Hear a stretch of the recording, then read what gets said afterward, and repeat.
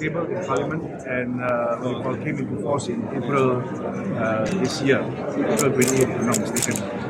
That particular act is an act which defines data, and then it creates a mechanism by which data can be shared.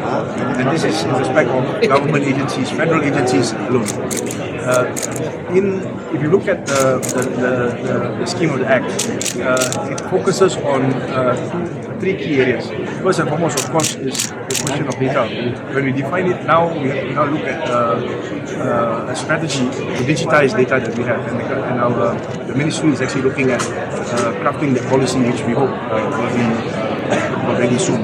The second, of course, is establishing a mechanism which is a cross-ministry committee that will look at applications. And when applications are received, the question of whether or not the application will be granted, in that process we look at the purpose for which data has been applied, and of course ultimately security layers to ensure that if it's applied for a particular purpose, it's used for a particular purpose and not for other purposes. And of course the third is we also look at companies who apply for data, or agencies that apply for data.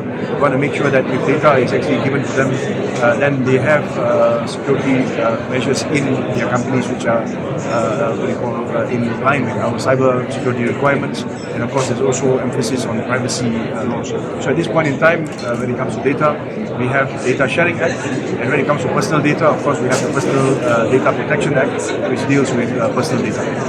Okay, on self-driving vehicles, you said that your ministry is currently in discussion with JPJ. Is there any update on that? No, not yet. We are in discussions with JPJ. Once we are ready, we will have a press conference to explain what we're going to do next.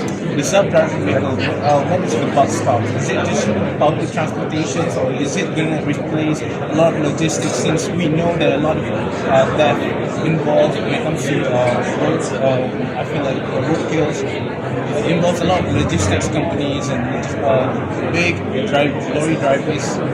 You know, is it going to replace? Is there a possibility that they're going to replace these drivers? Let me put it this way: moving ahead, we are going to see more autonomous vehicle activity.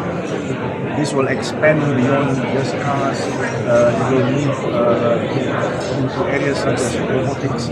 So you're going to look at robots walking around. You're also going to look at drones and what have you.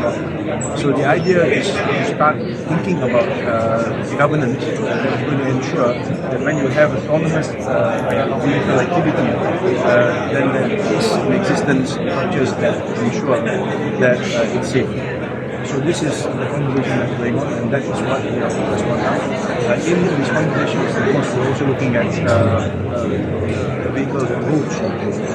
If we come to a point where we find that vehicles are replaced by autonomous vehicles, which means they have no drivers, then we want to make sure that we have to report over that process, that we have created the regulatory framework that ensures that new systems are put in place before we actually adopt the technology, so that if such vehicles are on the roads or used in any other manner, then they are safe for use. That's where we are now. The discussion is ongoing. We involve many different stakeholders, depending on the nature of